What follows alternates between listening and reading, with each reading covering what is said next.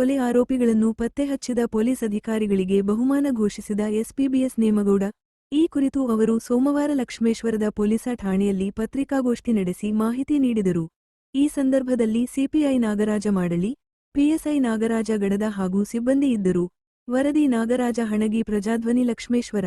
23/4/2025 ಸೂರಣಿ ಗ್ರಾಮ ನದಿಯಲ್ಲಿ ಬೈಲ್ ಬಸವೇಶ್ವರ ಕಟ್ಟೆ ಹತ್ತಿರ ಒಂದು ಸರ್ವೆನಲ್ಲಿ ಒಂದು ಹೆಣ್ಮಗಳ, ಅನಾಮಧೇಯ ಹೆಣ್ಮಗಳ 30-35 ವರ್ಷದ ಹೆಣ್ಣುಮಗಳ ಒಂದು ಮೃತದೇಹ ಸಿಗುತ್ತೆ. ಅದರ ಪ್ರಕಾರ ನಮ್ಮ ಪೊಲೀಸರು ಒಂದು UDR ಪ್ರಕರಣವನ್ನು ದಾಖಲು ಮಾಡ್ಕೊಳ್ತಾರೆ. ಆದರೆ ಅದು ಮರಣದಲ್ಲಿ ಸಂಶಯ ಇದೆ ಅನ್ನೋ ಥರ ಒಂದು UDR ಪ್ರಕರಣವನ್ನು ದಾಖಲು ಮಾಡ್ಕೊಳ್ತಾರೆ. ಯಾಕಂದರೆ ಕೆಲವು ವಿಜುವಲ್ ಎಲ್ಲ ಇರುತ್ತೆ ಬಾಡಿ ಮೇಲೆ. ಸೊ ನಂತರ ಬಾಡಿಯನ್ನು ಟ್ರೇಸ್ ಮಾಡ್ತಾರೆ. ಪೊಲೀಸರು ಇನ್ನೂ ಕ್ಲಿಯರ್ ಆಗಿಲ್ಲ.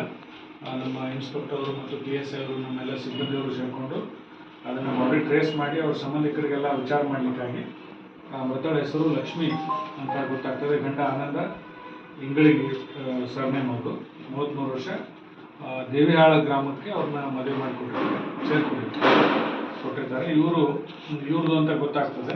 ಅವ್ರ ಅಕ್ಕ, ಏನು ಮೃತಳ ಅಕ್ಕ ಜಾನ್ವಿ ಉರ್ಫ್ ಸಾವಕ್ಕ ಅನ್ನೋರು ಈ ಬಗ್ಗೆ ದೂರನ್ನ ಕೊಡ್ತಾರೆ.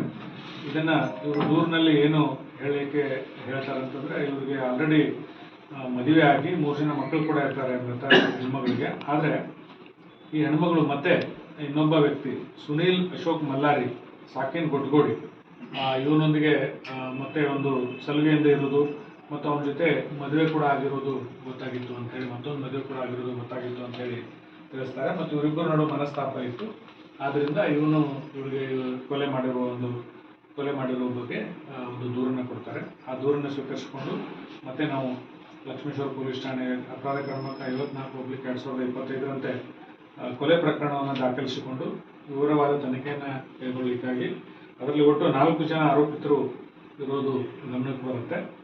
ಪ್ರಮುಖ ಆರೋಪಿ ಸುನೀಲ್ ಅಶೋಕ್ ಮಲ್ಲಾರಿ, ಸಾಕಿನ್ ಗೊಡ್ಗೋಡಿ, ಸಿಗ್ಗಾಂವ್ ತಾಲೂಕು. ಇವಳನ್ನು ಮತ್ತೊಂದು ಬಾರಿ ಅಂದರೆ 2ನೇ ಸಾರಿ ಮದುವೆ ಆದವನು.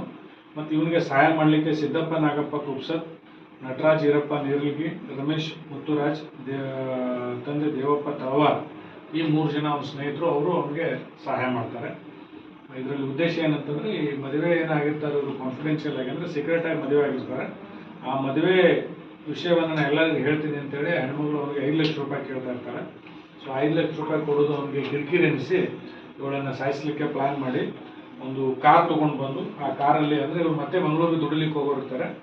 ಸೊ ಇವಳು ಅಲ್ಲಿಂದನೇ ಬಂದಿರ್ತಾರೆ. ಮತ್ತೆ ವಾಪಸ್ ಹೋಗೋಣ ಬಾ ಅಂತೇಳಿ ಕರೀತಾಳೆ. ಆ ಪ್ರಕಾರ ಇವನು ಹೋಗೋಣ ಅಂತೇಳಿ ಕರ್ಕೊಂಡು ಹೋಗುವ ದಾರಿಯಲ್ಲಿ ಹಾನಗಲ್ ಹತ್ರ ಹೋಗಿ ಇವ್ರ ಸ್ನೇಹಿತರ ಸಹಾಯದೊಂದಿಗೆ ಈ ಒಂದು ಯೂಸ್ ಮಾಡಿ, ಏನು ಕೇಬಲ್ ವೈರನ್ನು ಯೂಸ್ ಮಾಡಿ ಸ್ಟ್ಯಾಂಗ್ಯುಲೇಷನ್ ಮಾಡಿ ಅವಳನ್ನ ಸಾಯ್ತಾರೆ. ಸಂಕದವ್ರ ಮಾರ್ಗದರ್ಶನದಲ್ಲಿ ಮತ್ತು DSP ಪ್ರಭುಗೌಡ ಅವರ ಮಾರ್ಗದರ್ಶನದಲ್ಲಿ CPI ಶಿರಟ್ಟಿಯವರು, ತನಿಖಾಧಿಕಾರಿಯವರು ಮತ್ತು ಅವರಿಗೆ ಸಹಾಯಕರಾಗಿ PSI ಗಡಾದ್ ಲಕ್ಷ್ಮೇಶ್ವರ ಅವರು ಮತ್ತು PSI ಅಪರಾಧ ರಾಠೋಡ್ ಇವರೆಲ್ಲ ಸೇರಿಕೊಂಡು ಮತ್ತು ಇನ್ನು ಸಿಬ್ಬಂದಿ ಎಲ್ಲರೂ ಸೇರಿಕೊಂಡು ಈ ಕೇಸನ್ನು ಪತ್ತೆ ಮಾಡಿದ್ದಾರೆ. ಯಾವುದೇ ಒಂದು ಕ್ಲೂ ಇರಲಾರ್ದಂಥ ಪ್ರಕರಣ, ವಿಶೇಷ ಪ್ರಯತ್ನ ಮಾಡಿ ಇದನ್ನು ಮೊದಲು ಡೆಡ್ ಬಾಡಿ ಟ್ರೇಸ್ ಮಾಡಿ, ದೆನ್ ಮತ್ತೆ ಕೊಲೆ ಪ್ರಕರಣ ದಾಖಲು ಮಾಡಿಕೊಂಡು ಮತ್ತು ಕೊಲೆದ ಆರೋಪಿತರನ್ನು ಕೂಡ ಪತ್ತೆ ಮಾಡಿ ಅತ್ಯಂತ ಕಡಿಮೆ ಸಮಯದಲ್ಲಿ ಆರೋಪಿತರನ್ನೆಲ್ಲ ದಸ್ತಗಿರಿ ಮಾಡಿ ತನಿಖೆಯನ್ನು ಮುಂದುವರಿಸಿದ್ದಾರೆ. ಆದ್ದರಿಂದ ಇದೊಂದು ಮಾಡಿರುವಂಥ ಒಂದು ಅಭಿನಂದನಾರ್ಹವಾದಂಥ ಕೆಲಸಕ್ಕೆ ನಾನು ಸೂಕ್ತ ಬಹುಮಾನ ಮತ್ತು ಪ್ರಶಂಸನಾ ಪತ್ರ ಕೂಡ ನೀಡುತ್ತೇನೆ.